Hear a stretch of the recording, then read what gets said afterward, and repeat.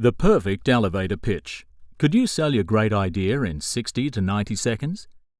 A great elevator pitch can create interest in a project, product, idea, or a person in 60 to 90 seconds.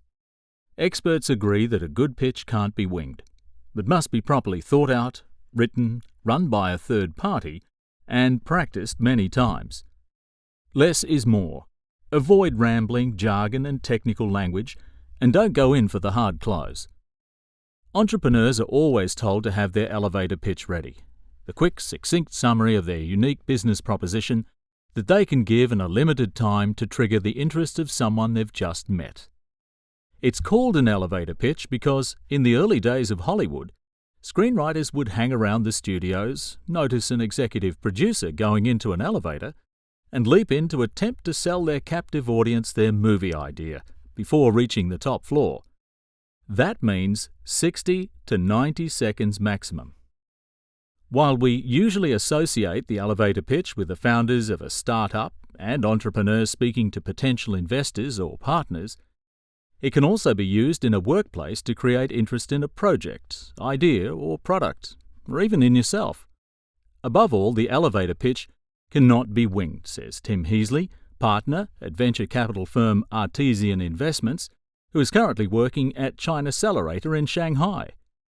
It must be honed relentlessly.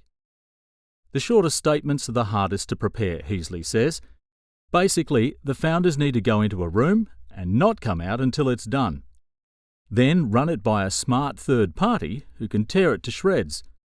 Repeat the process again and again. Why is the key. Heasley is a big believer in author Simon Sinek's why concept, that people don't buy what you do, they buy why you do it. The why is the core of belief.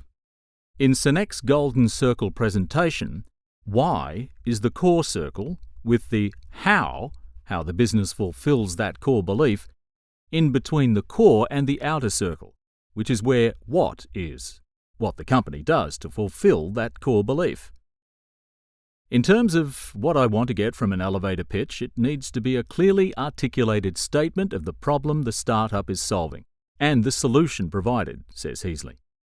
If this is done, it quite naturally goes to the why of the business, which is what must come through. Once the why is clear, the how and what, which are much simpler concepts, can be articulated, Heasley says. Paul Devereaux, co-founder and chief lead officer of venture capital firm Catalyze, says the elevator pitch is critically important for entrepreneurs and startup founders because you only ever get one window of opportunity to impress and convince a potential investor or client.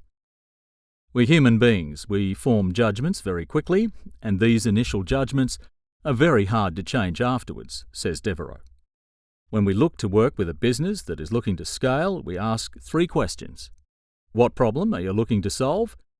Is it a problem worth solving? And third, why are you the right person to lead the movement? These are the crucial elements for us and ascertaining whether the person is simply after money or whether they genuinely know they need help to commercialize and scale up their idea, Devereaux says.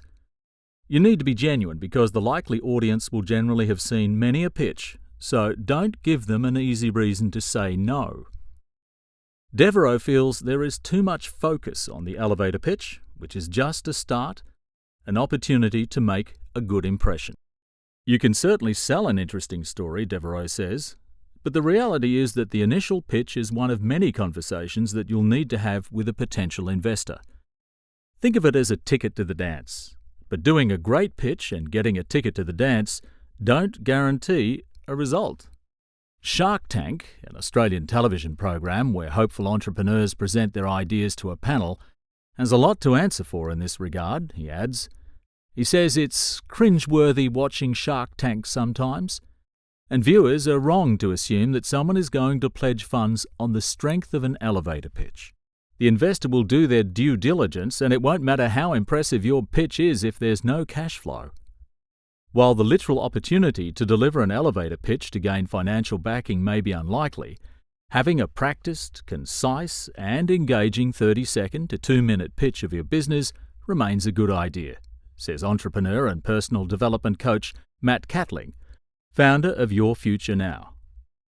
Even if you never use it, having the ability to demonstrate what you are and why you do it is essential for business focus and clarity, as well as times where you might be put on the spot and need high engagement in a short time frame, Catling says. Ideally, you should summarise what you do in one neat sentence that is clear and clean and has people saying, "Wow, that's interesting," and inviting you to say more, he says. Then more. Then more. An elevator pitch gives you the ability to condense what you do and why you do it into a neat package. It's important that you know what you stand for, who your audience is, and how to meet their needs. You need to focus on 3 important questions. Why you? Why this? And why now? Catling says a big pitfall is to make your elevator pitch all about you, who I am, what I can do, and how my plan works. The most interesting person to someone else is them, and it's so important that your pitch is all about them, your listener.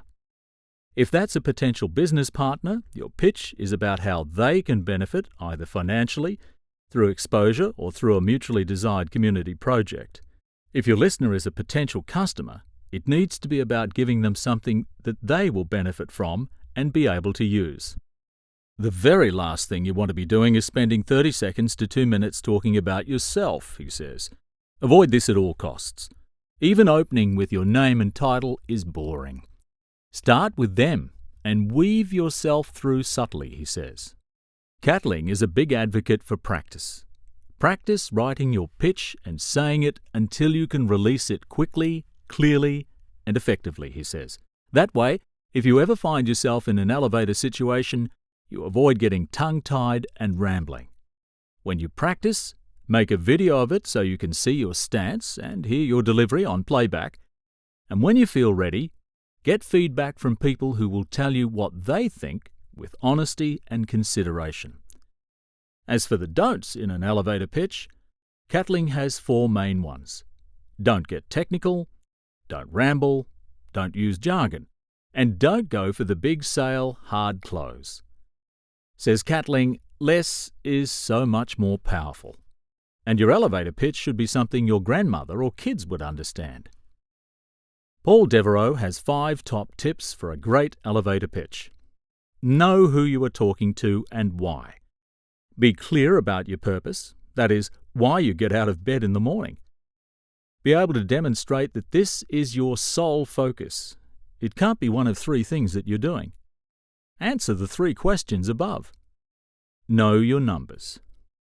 Here are Matt Catling's 3 tips for a great elevator pitch. Highlight a need. Explain how you have the unique skill, ability, or idea to get that need met. Show the benefits that others will receive when the need is met.